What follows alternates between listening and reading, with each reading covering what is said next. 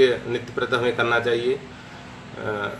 यज्ञ सृष्टि को देखें हम या पृथ्वी को देखें तो पूरी पृथ्वी यज्ञ के रूप में ही चल रही है। कहीं ना कहीं सारी सृष्टि में हर जगह यज्ञ चल रहा है। और यज्ञ के भगवान ने भी बताया कि भाई यज्ञ जो है,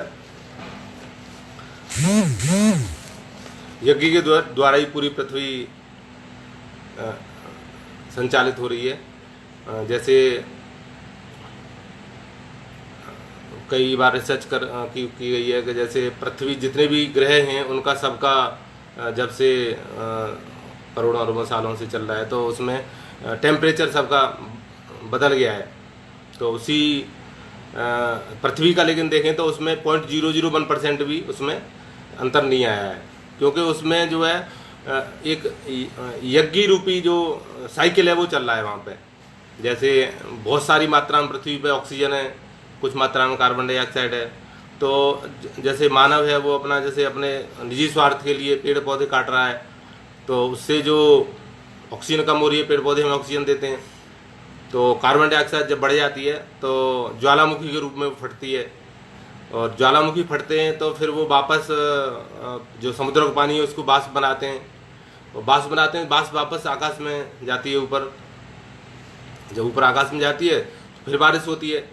बारिश जहाँ जहाँ होती है वहाँ पे पेड़ पौधे फिर वापस होते हैं। तो पेड़ पौधे हमें फिर पेड़ पौधे हैं या जो कुछ कीटाणु ऐसे हैं जो छोटे पौधे हैं, बड़े पौधे हैं, जो हमें ऑक्सीजन वापस देते हैं। तो ये एक निरंतर प्रक्रिया है, ये बार बार आगे आगे चल रही है। अब वो कर्मकांड रूप में अगर हम देखें, कभी कर्मकांड की बात करें तो यज्ञ जो शब्द है वो यजन शब्द से बना हुआ है। यजन का मतलब है कि जैसे 3 अर्थ बताए गए यजन के, देव पूजा और संगतिकरण और दान। देव पूजा, संगतिकरण और दान। देव पूजा मतलब जो देव कौन होते हैं? देव जो देवता हैं, जो देने वाले हैं, जिनकी प्रवृत्ति देने की है वो देवता हैं। जैसे वायु है, हमें वायु देवता हमें हवा देते हैं, और पृथ्वी है वो हमें वो दे रही है, जैसे मान लो जड़ी बूटियाँ दे रही है, औषधि दे रही है, फल फूल दे रही है, ये पृथ्वी से हमें मिलता है। पृथ्वी के अंदर धारण करने की क्षमता है। जितने भी लोग हैं 800 करोड़ या जितने भी, मान लो मेरी हो सकता है कहीं जानकारी में नहीं हो इतना, जनसंख्या पूरे विश्व की है, तो उसमें जो भी हमारे मनुष्य हैं, जीव जंतु हैं, वो सारे जीव जंतु पृथ्वी के ऊपर वजन तो दे ही रहे हैं, तो उसके अंदर धारण करने की क्षमता है। तो उस धारण करने की क्षमता को पृथ्वी से हमें सीखना चाहिए कि हम अपने अंदर उस गुण को ग्रहण कर पाएँ। कहीं भी कोई दिक्कत आ जाए, कोई ज़्यादा हमारे ऊपर भार पड़ जाए समाज का, अपने परिवार का, तो हम उसको अच्छे रूप से धारण कर पाएँ। ये हमारी पृथ्वी से हमें सीखना पड़ता है। और जल, हमें अपने जो जल देवता से हमें जल मिलता है, वायु से हमें अग्नि मिलती है, सूर्य भगवान है उनसे हमें अपना तेज मिलता है, उसी के द्वारा हमें भोजन हम कर पा रहे हैं। या जो भी जीव जंतुओं को उससे वो क्या कहते हैं, जो वनस्पति हैं वो भोजन पका रही हैं और अपना जो फल फूल दे रही हैं हमें, सूर्य देवता पृथ्वी देवता को मिला के, तो उनका हमें पूजन करना चाहिए। भाई यज्ञ में जो देव पूजन बताया है कि सारे जो भी पृथ्वी है, जो भी हमारे देव हैं, जो देते हैं हमें, हम उनको कुछ नहीं देते वापस। मतलब हमारी जिम्मेदारी है कि हम कुछ न कुछ दें उन्हें। तो अगर हम कुछ देने का भाव रखते हैं तो यज्ञ के द्वारा ही हम उन्हें दे पाते हैं। क्योंकि बताया गया कि जैसे जो अग्नि, जो हवन कुंड है, हवन कुंड की अग्नि है वो देवताओं का मुख है। उसमें जो भी हम चीज़ डाल रहे हैं, तो जो द्रव्य डाल रहे हैं, वो सारे द्रव्य उनको सीधे प्राप्त होते हैं। तो उन्हें कुछ न कुछ हम, जैसे वायु है, वायु अगर मान लीजिए दूषित हो रही है, जैसे मान लो हमारा शरीर है, हमारा शरीर एक तरह से गुरुदेव ने लिखा है कहीं ना कहीं, शायद मुझे कहीं मैंने पढ़ा है गुरुदेव की शायद से, कि हमारा जो शरीर है वो मतलब गंदगी पैदा करने की फैक्ट्री है। भाई हम कहीं से पसीना निकाल रहे हैं, कहीं से मलमूत्र निकाल रहे हैं, तो उसको वायु को गंदा कर रहे हैं, पृथ्वी वातावरण गंदा कर रहे हैं। तो उसको शुद्ध करने के लिए हमारी जिम्मेदारी है कि हम उसको कुछ न कुछ, तो जो द्रव्य डाले हैं, जैसे हम उसमें जो भी द्रव्य डाले जा रहे हैं उसमें हवन में, तो उनके द्वारा वायु शुद्ध होती है। तो वायु शुद्ध होती है तो जो देवता हैं वो खुश होते हैं। तो एक कहानी आती है कि भाई जो नारद जी थे, तो नारद जी ने उनको ब्रह्मा जी के पास गए, उन्होंने उनसे कहा ब्रह्मा जी से कि साहब आप ने बहुत अन्याय कर रखा है। साहब कैसे कर रखा है बताओ? कि हमने आपने के साहब देवताओं को सब कुछ दे रखा है, तो भाई उनको पूरा स्वर्ग दे दिया है और कामधेनु गाय है उनके पास, और उनके पास वो आपने सब वो अच्छी चीज़ें खाने पीने की चीज़ें और सब, और असुर हैं उनको तो आपने नरक में ढकेल रखा है, तो ऐसा क्यों? तो उन्होंने बताया कि चलो साहब हम इसकी परीक्षा कर लेते हैं, अभी आपके सामने दिखा देते हैं कौन सही है कौन गलत है। तो उन्होंने उनको कि चलो ठीक है साहब। तो उन्होंने उनको बुलाया, उन्होंने कहा कि हम एक भोजन रखते हैं, रात्रि भोज या जो भी भोजन है दोपहर का रात का, एक भोजन की व्यवस्था उन्होंने करवाई कि भोजन सब असुरों का और अपने जो देवताओं का एक भोजन हमने सामूहिक भोजन ब्रह्मा जी ने रखवाया। और भोजन में अलग अलग उनको बड़े बड़े हॉलों में असुरों को बिठा दिया, एक हॉल में अपने देवताओं को बिठा दिया और एक बड़े हॉल में भोजन की व्यवस्था करवा दी। तो उन्होंने भोजन पे बुलाया उनको कि भाई चलो, उनको नारद जी को बोला कि साहब देखो आप कह रहे हो हमने अन्याय किया है असुरों के साथ में, तो पहले इन्हीं को भोजन कराते हैं। तो पहले उनको भोजन के लिए बुलाया असुरों को, तो असुरों को बिठा दिया, गायत्री मंत्र बुलवाया, गायत्री मंत्र बोलो साहब। फिर उसके बाद उन्होंने कहा एक शर्त है, शर्त ये है कि आपको वो नहीं करना, कोहनी नहीं मोड़नी साहब, कोहनी बिना मोड़े भोजन करना है। उन्होंने कहा अच्छा। तो अब सब ऐसे ऐसे खा रहे हैं, ऊपर से खा रहा है, कोई कहीं से खा रहा है, कोहनी नहीं मोड़ रहा, कोहनी नहीं मोड़ रहे, तो किसी के मुंह में गिर रहा है, किसी के सिर पे गिर रहा है, कहीं गिर रहा है, और गिर गिर के वो परेशान हो गए और भगवान को भला बुरा कहते हुए उठ गए। और जब उठ गए फिर वापस साफ सफाई करवाई, फिर देवताओं का नंबर आया। तो देवताओं का नंबर आया तो देवताओं ने उनको बिठाया, उनको भोजन परोसा गया, फिर उनको बिठाया। तो बिठाने के बाद में उन्होंने उनसे कहा कि भाई वो चलो साहब गायत्री मंत्र बोला, फिर उनको बोला कि साहब शर्त एक ही है कि खोनी नहीं बोड़नी। तो देवताओं को समझ में आ गई तुरंत बात कि साहब ये मिल बांट के खाना है, मतलब आमने सामने, वो आमने सामने बैठ गए, वो उनको मुंह में दे रहे हैं, वो इनके उनको खिला रहे हैं, ये इनको खिला रहे हैं, आमने सामने वो उनको खिला रहे हैं, वो उनको खिला रहे हैं, आमने सामने खिला रहे हैं। तो बड़े बढ़िया से भोजन कर लिया।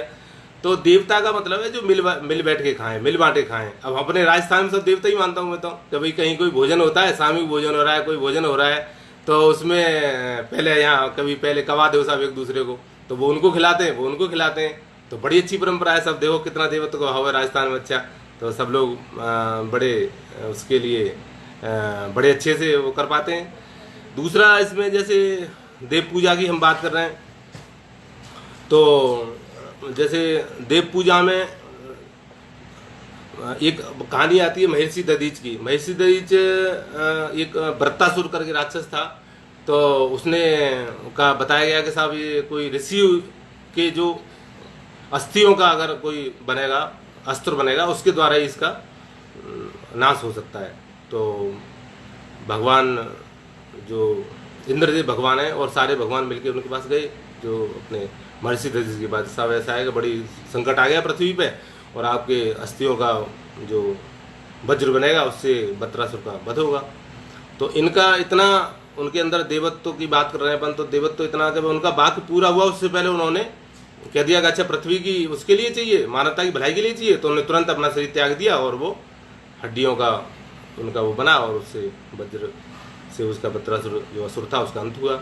एक तो एक पक्ष ही है इसका। दूसरा पक्ष है कि उनकी जो पत्नी थी वो वहाँ पे नहीं थी उस समय जब वो ये सब देवता इकट्ठे हुए। तो जब वो आई तो उन्होंने देखा कि मेरे पति यहाँ नहीं है और सिर्फ देवता सारे हैं, और जब मैं गई थी तब मेरे पति थे, देवता नहीं थे यहाँ पे।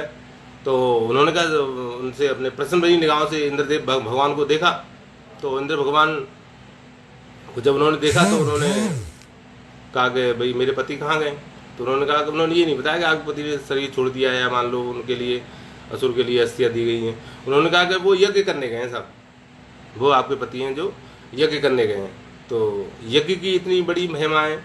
दूसरी बात जैसे जब वो रावण का वध हुआ तो असुरता इतनी ज़्यादा हावी हो गई, तो वध करने के बाद भी असुरता वातावरण से गई नहीं, जो असुरत्व था वो वातावरण में बना रहा। तो राम भगवान ने अपना वहाँ पे जो बनारस में दशमेश घाट पर बैठ के 10 अश्वमेध यज्ञ किए, तब जाके असुरता इस वातावरण से गई, तब जाके अच्छी आत्माएं आने लगी।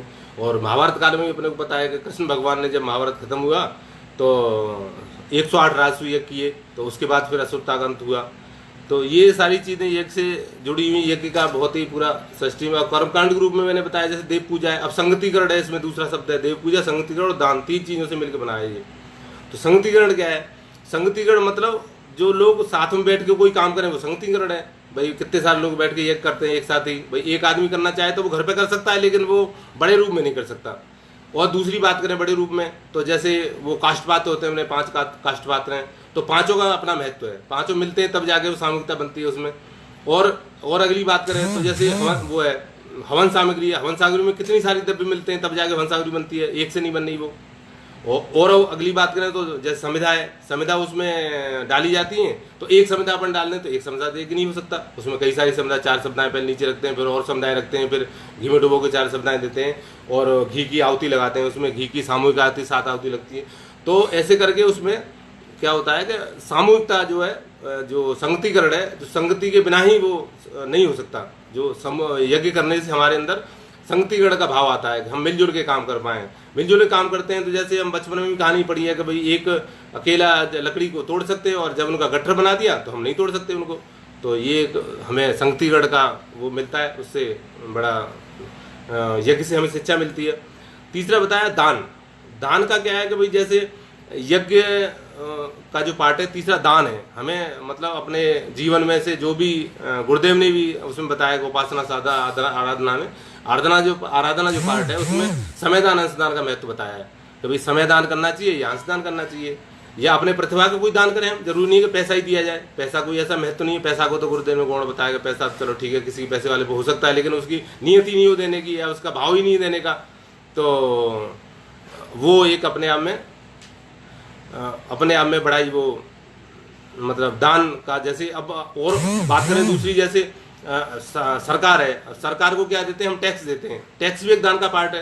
भाई हम उसको टैक्स दे रहे हैं, वो निरंतर प्रक्रिया चल रही है, यज्ञ की प्रक्रिया निरंतर प्रक्रिया। हमने टैक्स दिया सरकार को, और सरकार ने हमारे लिए अच्छी अच्छी रोड बनाई, या मान लो और भी अपने समाज कल्याण का काम किया और उसका काम किया। सरकार माने राजा, पहले राजा को देते लोग, राजा उसमें मतलब करते थे, टैक्स दिया, टैक्स से वो अपना जैसे कुआं बना दिए कि भाई धर्मशाला बना दी, उसमें उसी की जरूरत थी। अब इस समय की जरूरत है, रोड की जरूरत है, कि पुल की जरूरत है, उसकी जरूरत है, तो वो बना रही है सरकार। तो अगर मान लो कोई भी एक आदमी रोक दे उसमें, जैसे मान लो उसने टैक्स दिया पब्लिक ने, जनता ने, और राजा ने इकट्ठा कर लिया अपने पास, तो प्रक्रिया रुक गई, तो जनता कुर्द हो जाएगी, तो उनको हटा देगी वहां से, कभी हटाओ इनको, हटाओ राजा को, तो बेकार राजा है, या सरकार को हटा देगी, बेकार सरकार है, इसको हटाओ। दूसरी बात करें कि जैसे अगर जनता नहीं दे, भाई जनता नहीं दे तो फिर राजा पे कहाँ से आएगा, तो वो उसके लिए भी दंड का विधान है कि भाई उसको भी हमें वो दंड देना चाहिए उसको, प्रत्येक पर व्यक्ति को, मतलब इंडिविजुअल आदमी हो गया वो, तो उसको उसमें टैक्स के रूप में दे रहे हैं, तो नहीं दे रहा है तो उसको उसके ऊपर दंड लगाया जाता है। भाई टैक्स नहीं भर रहा है तो सरकार अपना लगाती है। तो ये भी एक प्रक्रिया है। और बात करें अपन जैसे कि भाई जैसे अपना शरीर है, शरीर में बात करें तो जैसे हाथ मेहनत करते हैं, हाथों ने मेहनत करी, अन्न उगाया, अन्न उगा के जब हाथ खाते हैं तो मुंह को देते हैं, मुंह को दे रहे हैं। अब मुंह क्या कर रहा है, मुंह खुद नहीं रख रहा उसको, मुंह आगे पेट को दे रहा है, और पेट क्या कर रहा है, पेट फिर और उसकी ऊर्जा बना रहा है, ऊर्जा बना के फिर वापस हाथों पे आ रही है। तो एक वही निरंतर प्रक्रिया हो गई। जैसे पृथ्वी की प्रक्रिया चल रही है कि उसने बाष्प बनी, बाष्प से फिर आगे अपना ये बना बादल बने, बादल से पानी आया, पानी से फिर वो जड़ी बूटियां पैदा हुई, या ऑक्सीजन दोबारा वापस आ गई हमारे पास।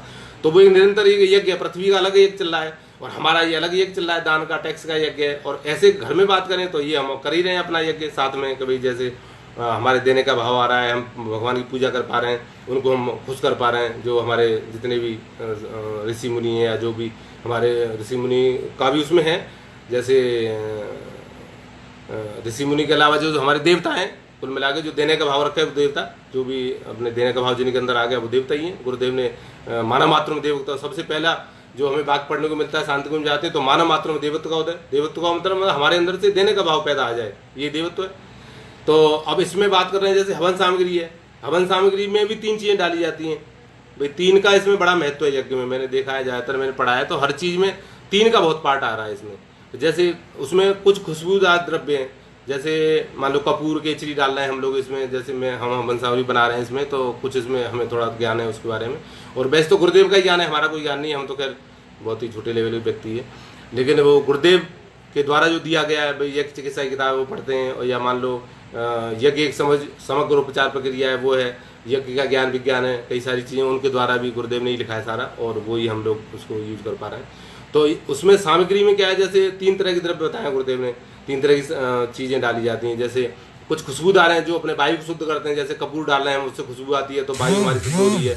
और कपूर की चीज डाल रहे हैं हम उसमें, वो शुद्ध हो रही है। बच डाल रहे हैं, बच भी खुशबू की डाली जाती है।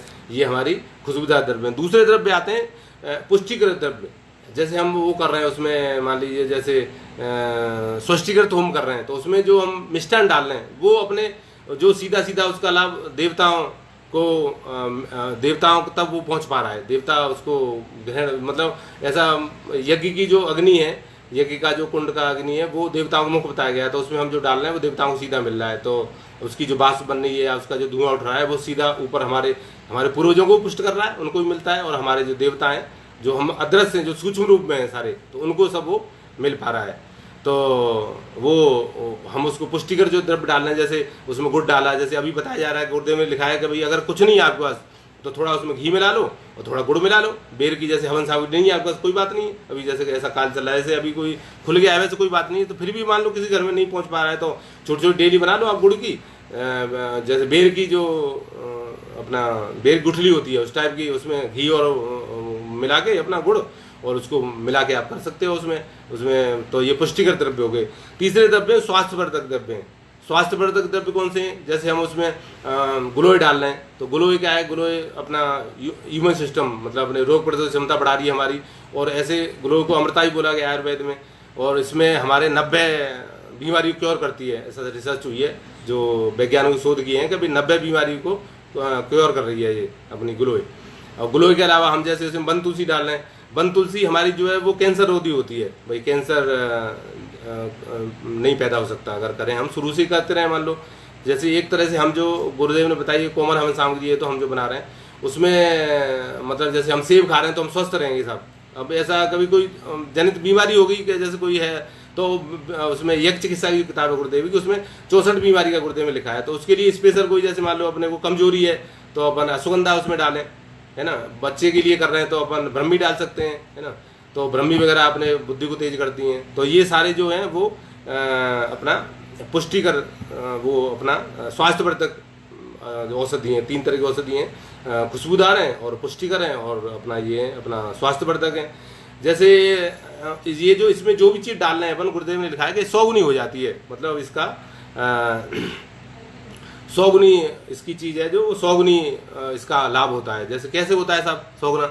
100 गुना ऐसे होता है कि अपने जो जैसे मिर्च है, अब एक हरी मिर्च है, 2 मिर्च आदमी आराम से खा लेता है। खाना खाए तो हरी मिर्च रख दो उसको तो 2 मिर्च खा जाएगा बड़े मजे से, 2 के 4 भी खा जाएगा कोई कोई लोग तो अगर और ऐसे उसको 4 मिर्च को अपन वो करें, उसमें क्या नाम है अपना, उसको सुखा दें और उसकी सब्जी बनाएं तो उसको 4 लोगों के लिए बहुत ज़्यादा हो जाएगी। वो भाई 4 लोग खा पाएंगे उसको, तो 4 मिर्ची उसमें डाल दें तो लोगों से खाई नहीं जाएगी वो। 2 मिर्ची बहुत हो जाएंगी, 2 मिर्ची कोई पीस के डाल दें उसमें सब्जी में तो घर के सारे लोग खा पाएंगे। और उसके बाद अगर उसको यज्ञ में डाल दें, हमने हवन में डाल दिया, कोई अग्नि में डाल दी वो मिर्ची, तो मिर्ची अगर हमने उसमें डाल दी इसमें अपने अग्नि में, तो पूरे मोहल्ले को परेशानी हो जाएगी। मतलब 100 लोगों को नुकसान, 100 लोगों को हालत खराब हो जाएगी, छींक मारेंगे और नाक से आंसू आएगा और कुछ आएगा और पता नहीं क्या क्या दिक्कत आ जाएंगी। तो ये क्या है कि ये 100 गुना हो जाता है उसका। जितना सूक्ष्म होता चला जाता है तो उतना उसका 100 टाइम्स उसका फायदा होता है हमें। जैसे इसमें भी बताया गया है, जैसे साइंटिस्ट अपने श्रीदेव डॉक्टर साहब वो भी बताते हैं, उनका भी मैंने वीडियो सुने हैं। तो उन्होंने बताया है कि भाई वो जैसे साइंटिफिक बैकग्राउंड के हैं वो, तो क्या भाई गोली खाते हैं तो गोली का इतना महत्व नहीं है, तो फिर अपने नस में दे दो उसको। नस में देते हैं तो उससे भी ज़्यादा उसका महत्व यज्ञ का है। यज्ञ में जो डालना है अपन को 100 टाइम्स उसका फायदा हो रहा है। जैसे मान लो कोई छोटा बच्चा है, अब छोटे बच्चे को अपन ने वो किया, उसको गोली दे रहे हैं तो नहीं खा पाता है, उसको कुछ इंजेक्शन लगा रहे हैं तो नहीं हो रहा, या उसको कफ जम गया है तो हम उसको नेबुलाइज करते हैं। नेबुलाइज कर रहे हैं तो नेबुलाइज से जल्दी से उसका सही हो पा रहा है, कफ साफ हो जाता है। तो नेबुलाइज अपने आप में ये एक तरह से नेबुलाइज प्रक्रिया है यज्ञ की। यज्ञ जो प्रक्रिया है नेबुलाइज है। अब जैसे अभी कोरोना काल चल रहा है तो ये यज्ञ अपने आसपास के, अभी आदरणीय प्रमोद जी भाई साहब का अभी जूम मीटिंग थी, उसमें उन्होंने बताया कि भाई ये अपना 100 मीटर दायरे तक अपना इसका प्रभाव होता है यज्ञ का। 100 मीटर तक अपना ये अपना इसका प्रभाव पहुंच जाता है। 100 मीटर जो भी अपने इसके लाभ होते हैं वो मिलते हैं आदमी को। जैसे जड़ी जो अपने हानिकारक कीटाणु हैं उनको नाश करता है, और जो अपने शरीर में स्वास्थ्यवर्धक जो हैं अपने इम्यून सिस्टम मजबूत कर रहे हैं, या अपने जो अंदर रोग प्रतिरोधक बढ़ाने वाले जो जीवाणु हैं उनको वो बढ़ाता है। तो ये एक अपने आप में बड़ा फ़ायदा है। तो इस समय अभी बड़ी ज़रूरत है हमें कि अभी हमें ये गृह यज्ञ बहुत बड़े लेवल पर करना चाहिए और लोगों को प्रेरित करना चाहिए। अभी तो भाई साहब ने बताया कम से कम एक आदमी 5 लोगों का कम से कम जिम्मेदारी ले ले, तो भाई मैं 5 घर में कराऊंगा। भाई ज़्यादा रहे तो और अच्छी बात है, 5 का तो कर ही सकते हैं। भाई हमारे जितने मिलने वाले हैं, रिश्ते आ रहे हैं, तो उनको हम कह दें कि भाई तो कम से कम मान लो 20 को कहेंगे तो 5 लोगों को तो आराम से हम वो कर सकते हैं, प्रेरित कर सकते हैं। तो 5 लोगों को प्रेरित करेंगे तो और बड़ा ये रूप में हो जाएगा और ये इसका बहुत लाभ मिलेगा। भाई कोरोना जाएगा, एक लंबी प्रक्रिया है वो, तो खैर उसमें मैं अभी थोड़ा तुच्छ आदमी में इसमें नहीं कह पाऊंगा कि भाई इसका कितना लाभ मिलेगा नहीं मिलेगा, लेकिन ये है कि ये अपने आप में बहुत भाई ऋषि मुनियों ने बताई गई प्रक्रिया है या गुरुदेव द्वारा बताई गई प्रक्रिया है, तो ये बड़ा मेरे को लगता है बड़ी अच्छी प्रक्रिया है। तो इसके द्वारा जब वहाँ से शांतिगुण से बताई गई है, भाई वहाँ पर तो हमारे वरिष्ठ रहते हैं, बहुत ही ज्ञानवान लोग हैं, तो इसका बहुत लाभ मिलेगा हमें। तीसरा इसमें जैसे मैं बता रहा हूँ 3 का, जैसे काला और लाल और सफ़ेद 3 रंग है इसमें अपने जो हवन कुंड के, तो वही भाई ब्रह्मा विष्णु महेश का 3 कलर है। भाई अपना शंकर भगवान का काला कलर है, तो अपना उनका विष्णु भगवान का लाल है, और ऐसा ब्रह्मा जी का सफ़ेद है। 3 कलर हम मानते हैं। और उसके अलावा हमारी जो प्रवृत्ति है शरीर की, तमोगुणी और रजोगुणी और सतोगुणी, तो इन तीनों प्रवृत्ति के हिसाब से वो 3 कलर माने जा रहे हैं। तो जैसे जैसे अपनी प्रवृत्ति बढ़ जाती है, जैसे जो प्रवृत्ति हमारे शरीर में बढ़ जाती है, जैसे मान लो हमारे शरीर में तमोगुण रजो बढ़ जाता है, तो हमारे अंदर भाव घट जाते हैं, हम देने के भाव घट जाते हैं, हमारे अंदर संग्रह करने का भाव आ जाता है। तो यज्ञ से ये हमारे बैलेंस होते हैं, तीनों जो सतोगुणी तमोगुणी प्रवृत्ति है, ये बैलेंस होने लग जाती है। अगर हम यज्ञ करें बराबर, तो ये हमारा बैलेंस होगी और हमारा भाव वो बन जाएगा, हमारा देने का भाव बन जाएगा। और जो भी यज्ञ में डालते हैं या जो भी हम जितना कर रहे हैं, गुरुदेव ने भी लिखा है कि भाई 100 गुना वापस मिलता है हमें उसका। हम जो भी कर रहे हैं भाव प्रधान ज़्यादा है। अभी आज की पूजा पाठ है, गुरुदेव ने भाव प्रधान बताइए।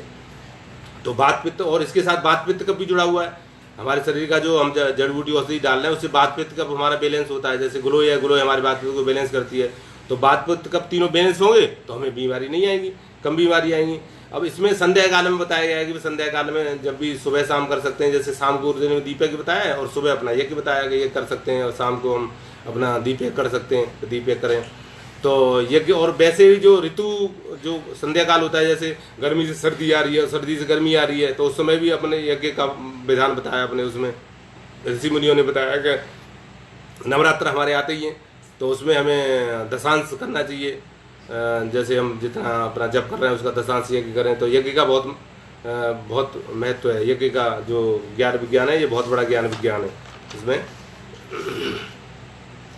पृथ्वी के अंदर जैसे आदान प्रदान हो रहा है, दान की बात कर रहे हैं, तो जैसे देह दान है, और भी एक यज्ञ है, नेत्र दान अपने आप में यज्ञ है। और ऋग्वेद का जो मंत्र है, पहला सबसे पहला मंत्र है, वो बताता है कि हमें अग्नि को हमें पुरोहित के रूप में स्वीकार करना चाहिए, और जो उन्हें अग्नि के रूप में पुरोहित के रूप में स्वीकार कर लेते हैं अग्नि को, उन्हें सब कुछ मिल जाता है। भगवान श्री कृष्ण गीता में कहते हैं सयज्ञ प्रज्ञा सृष्टा पुरोवाच प्रजापति, मतलब अर्थात सृष्टि, यह सृष्टि यज्ञ में है, यज्ञ प्रज्ञा ही सृष्टि का संचालन कर रही है, पूरा यज्ञ के द्वारा ही, और सेवा भाव से किया गया सत्कर्म ही यज्ञ है। जैसे पृथ्वी में कोई बीज गिरता है, तो बीज गिरता है तो वो पृथ्वी अपने उसमें से जो उर्वरक देती है प्रारंभ में उसे, और उसको नमी देती है, और नमी से वो पेड़ बन जाता है, जो वृक्ष है जो पेड़ बनता है। तो ये अपने वो यज्ञ की प्रक्रिया के अंदर ही आ रहा है, यज्ञ का प्रक्रिया इसमें चल रही है साथ साथ। जैसे बताया गया है अपने उसमें, हमारे जो वेद हैं उन्होंने बताया गया है कि जो अपने लिए ही खाता है, यज्ञ के बिना खाता है, यज्ञ नहीं करता, तो वो पाप खा रहा है।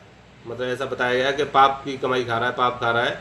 तो हर आदमी को यज्ञ करने के बाद ही खाना खाना चाहिए। या घर में जैसे अपन गुरुदेव ने उसका और सूक्ष्म कर दिया है कि जैसे अपना क्या कहते हैं, बलि वैसे यज्ञ दे दिया गुरुदेव ने छोटा, कि भाई यज्ञ खाना बनाया, महिलाएं वो अपना कर सकती हैं। आजकल लोग क्या कहते हैं बहुत बिजी हैं, व्यस्त मान लो नहीं कर पा रहे हैं, तो महिलाएं खाना बना ही रही हैं, तो वो बहुत सूक्ष्म कर दिया गुरुदेव ने कि उसमें अपना 5 आहुति लगानी है, भाई छोटा कुछ भी अपना ले लो, और उसमें उस पर अपने गैस पे रखो उसमें, हमने वैसे बनाया है अभी एक छोटा सा, जैसे एक हमने स्टैंड बनाया उसके लिए, और एक दीपक बना दिया है हमने, तो उसको रख के कर सकते हैं उसमें। जैसे एक छोटा दीपक है ये, और ये हवन सामग्री और से बना हुआ है गाय के गोबर से, और ये स्टैंड है हमारा, इस पे रख के गैस पे रखेंगे इस पे, तो गैस पे रख के इसको इससे हम वो कर सकते हैं अपना जो बलि वैसे कर सकते हैं आराम से। ये छोटा हमने दीपक बनाया हुआ है, ये गाय के गोबर और उससे बना हुआ है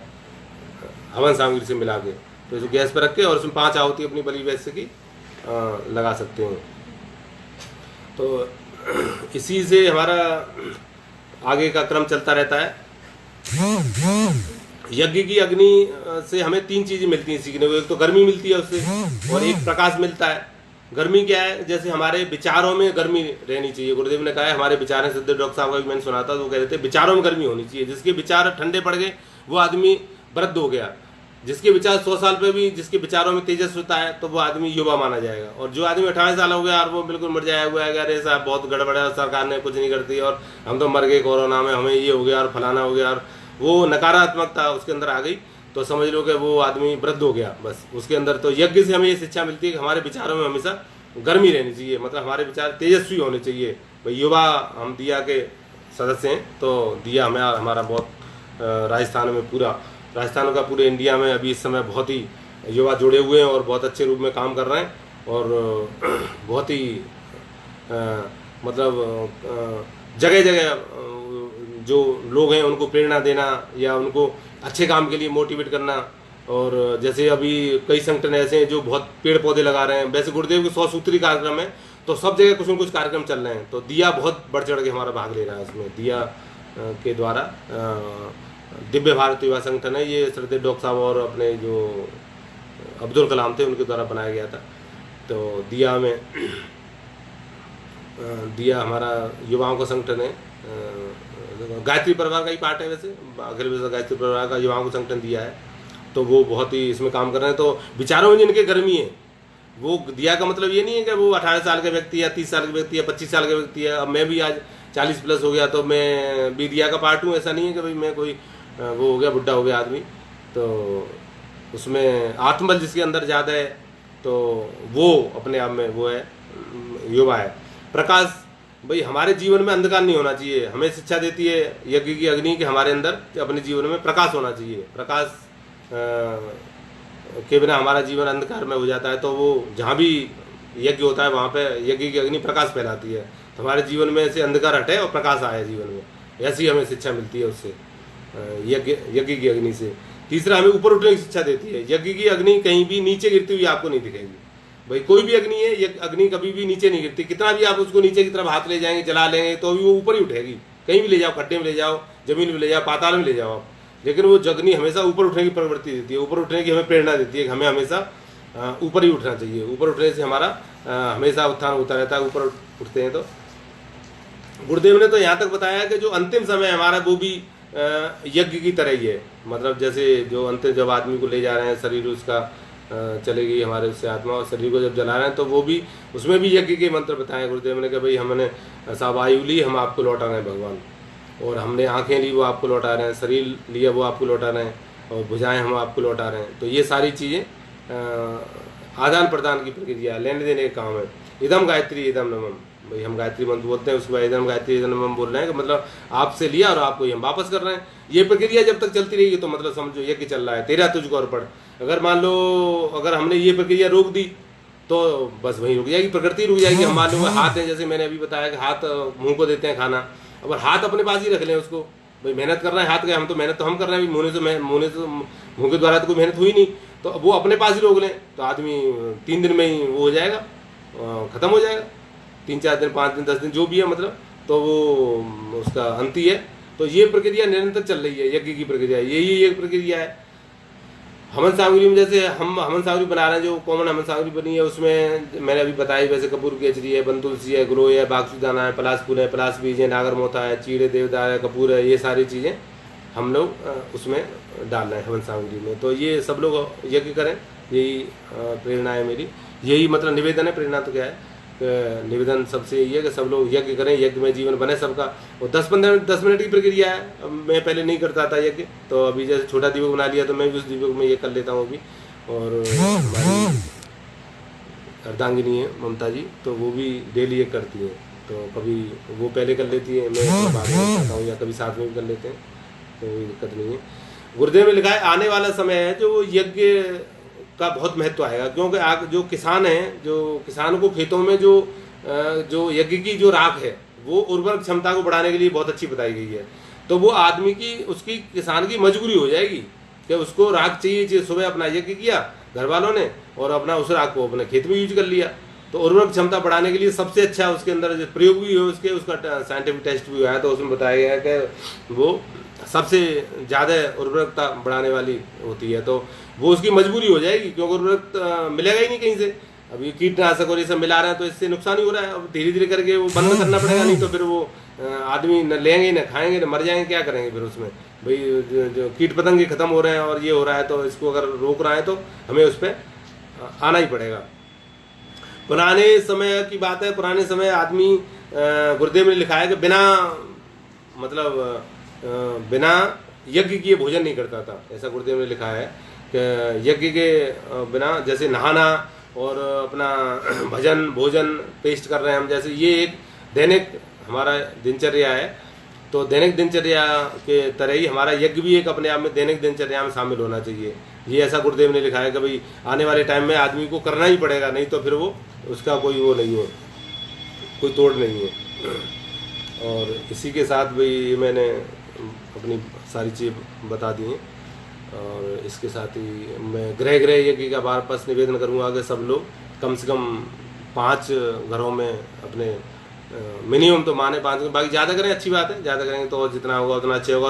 अपने खुद के ही फायदेमंद है, खुद के लिए और अपनी पूरे समाज के लिए, पूरे दुनिया के लिए, पूरी धरती के लिए। पूरी धरती में जितना होगा उतना होगा, लेकिन अपने कम से कम भारत देश में तो ज़्यादा से ज़्यादा हो, तो आसपास का हमारा मोहल्ला है, आसपास का ये अपना सुरक्षित हो, और इसकी जो ऊर्जा निकलेगी बहुत अच्छी ऊर्जा निकलेगी, इससे बहुत ही हमें लाभ मिलेंगे। और इसी के साथ मैं अपना शांति पाठ के साथ अपनी बात समाप्त करूँगा।